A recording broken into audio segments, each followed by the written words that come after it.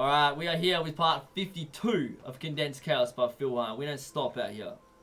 Witches, wizards, warlocks, magicians, magus, and magi. We're going to keep talking about self-love. And then we're going to get into charting the self, which is a 7-parter. Let's go. Now, you may take it as a sign of success when other people are convinced by your new identity and accept you or reject you on that basis. One of the resultant insights from belief shifting in this way is that of empathy, being able to understand another person's worldview. It is also instructive to realize that your beliefs, when compared to those who you once considered as diametrically opposed to you, are equally nonsensical. Cynical perhaps? Well, I prefer to see this as a form of liberation. If nothing is true, then you might as well adopt new selves and beliefs with joy, knowing that while you wear them, they are as true as anything else. Deconditioning is rarely simple. Often people who have had an experience of illumination report that all their old repressive structures have dropped away. Tear down a building in the city of identities, and it grows back, often in a different shape.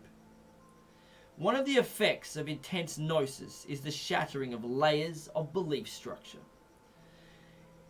But it is generally found that unless follow-up work is done, the sense of shattered belief structures is transitory. You should also consider the effects this process is likely to have on others. See Luke Reinhardt's The Dice Man for an amusing and instructive tale of one man's approach to deconditioning. The ego, a self-regulatory structure which maintains the fiction of being a unique self, does not like the process of becoming more adaptive to experience.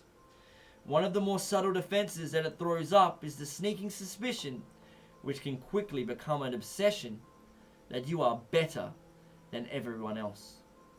In some circles, this is known as magusitis, and it is not unknown for those afflicted to declare themselves to be maguses, witch queens, avatars of goddesses, or spiritual masters.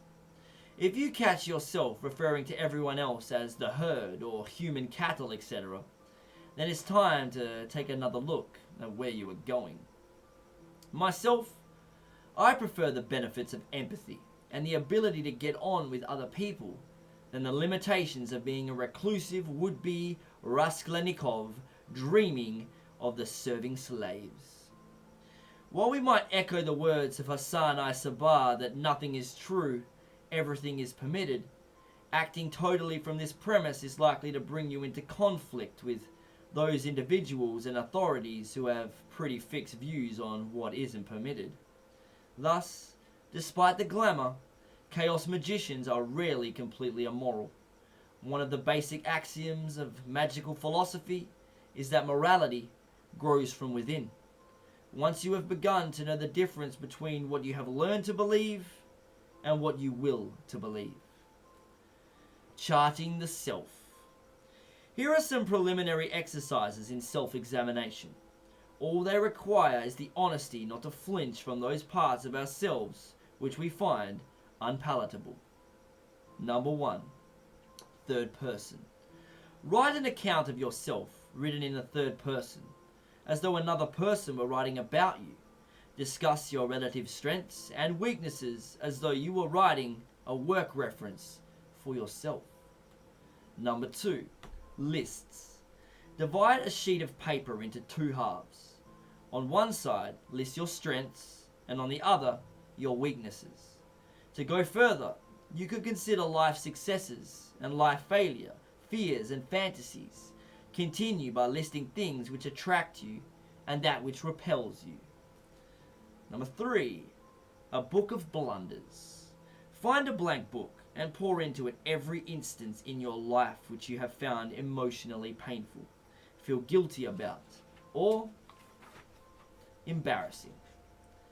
The idea is not to try and rise above such events, or to wallow in self-pity, but to gain an honest catalogue of negative events which lurk in your personal past.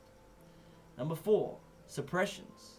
Again, try to compile a list of these aspects of yourself which you struggle to varying degrees to repress fears, fantasies, desires, mad thoughts, etc. Number 5. Conversations. A good deal of our self-image is woven from the internal conversations we have with ourselves. Stories which we tell ourselves about what we can and can't do or could do if only.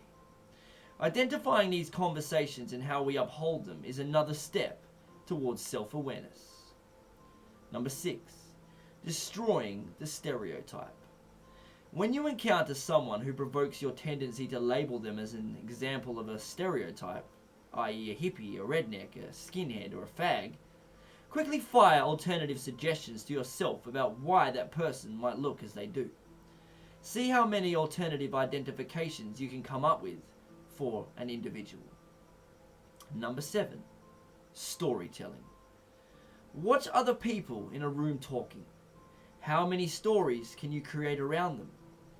Are the couple in the corner talking conspiracy, business, extramarital affair? We're going to stop it there, and we will return tomorrow to speak on pattern recognition.